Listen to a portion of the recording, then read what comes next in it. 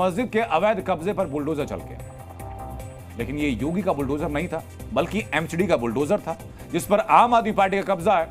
MCD के bulldozer ने मंगोलपुरी में जिस मस्जिद परिसर में अवैध निर्माण को गिराया, उसका नाम मोहम्मदी मस्जिद है। ये मस्जिद साल 1978 से मौजूद है, इसके दस्तावेज हैं।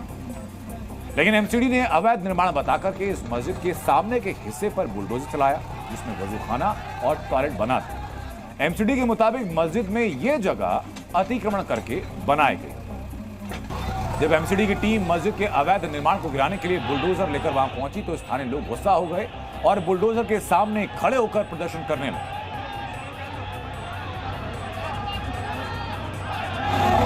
क्या करेंगे, एक आध बढ़ जाएगा और कुछ होगा।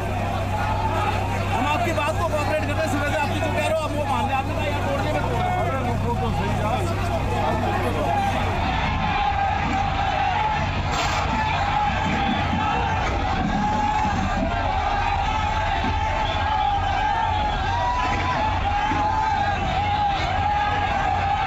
लेकिन इसी दौरान भीड़ उग्र हो गई और हंगामे के दौरान वहां पथराव भी हुआ। आपको मैं दिखाता हूं कि भीड़ में एक शख्स ने कैसे पुलिस वालों पर ईंट फेंकी। ईंट एक पुलिस वाले को जाकर लगी।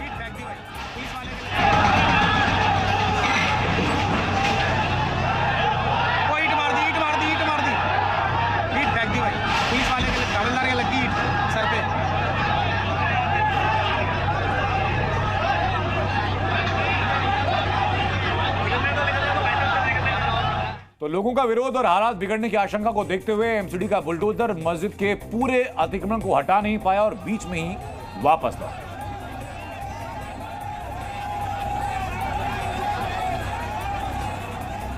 तो दिल्ली में तो अवैध निर्माण को पूरी तरह तोड़े बिना ही एमसीडी का बुलडोजर बाक हो गया, लेकिन उत्तर प्रदेश में बाबा का बुलडोजर अतिक्रमण हटाओ अभियान के तहत लगातार आगे बढ़ता जा रहा है।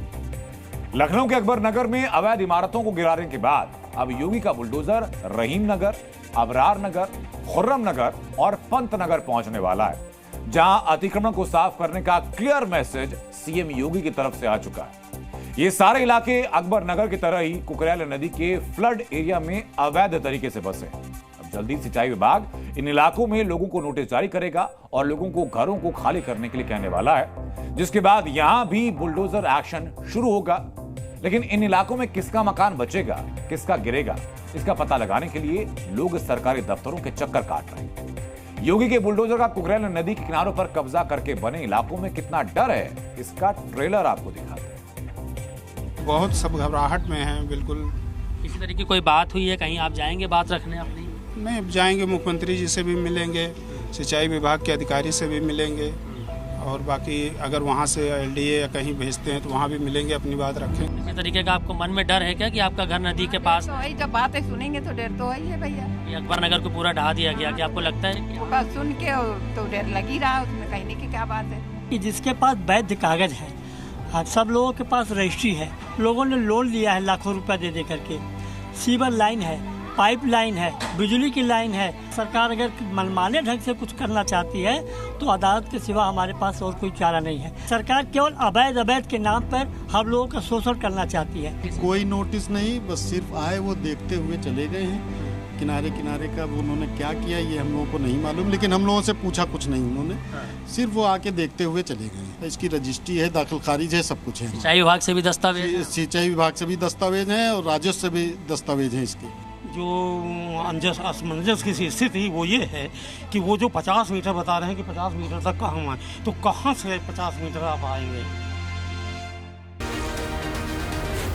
सी न्यूज़।